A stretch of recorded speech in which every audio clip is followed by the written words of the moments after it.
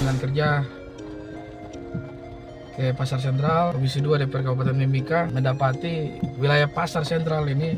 sangat memprihatinkan, terutama dari segi bangunan yang beberapa bangunan besar yang sudah dibangun cukup lama sampai saat ini tidak difungsikan dengan maksimal, terutama dari segi perawatan bangunan masih terlihat mulai sangat kumuh juga, dan itu yang diharapkan supaya menjadi perhatian khusus buat pemerintah dan dinas terkait ke depan. Ada bangunan, 2 bangunan besar, 3 bangunan, yaitu blok A1, A2, dan A3 kayaknya itu terlihat tidak terurus dan tidak terawat dengan baik. Salah satunya juga menjadi alasan di mana tidak ada lagi penjual di beberapa gedung tersebut karena fasilitas dan juga pengunjung yang kurang maksimal menjadi salah satu faktor di mana bangunan tidak terawat dengan baik. Kemudian yang disesalkan adalah pembuangan sampah yang dilakukan oleh warga di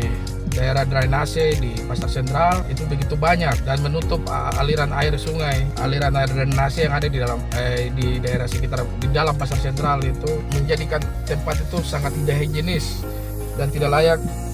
tidak sehat untuk bagi penjual. Dan ini yang diharapkan supaya dari Dinas Perdagangan yang menjadi dinas terkait yang mengurus Pasar Sentral bisa bagaimana mencari solusi, dan pemerintah untuk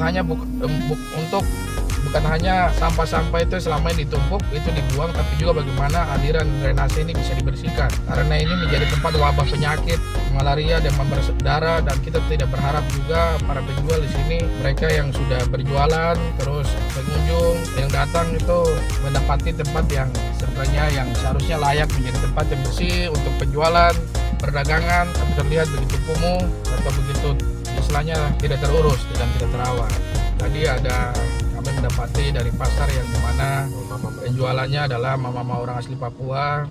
Itu sangat disayangkan karena mereka harus setelah berjualan seharian penuh,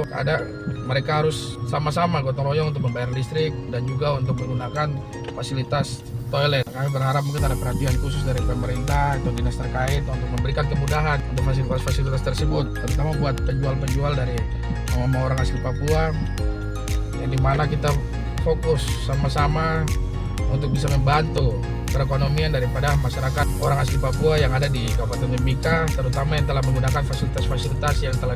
disiapkan oleh pemerintah. Ya, salah satu apresiasi sebenarnya dari kami Komisi 2 itu terkait bagaimana saat ini sudah ada daerah tempat yang dikhususkan untuk penjualan noken dan kearifan lokal yang sudah ada di dalam pasar. Tapi diharapkan supaya bagaimana kita bisa berpikir bersama-sama ke depan untuk Pasar Sentral ini menjadi pusat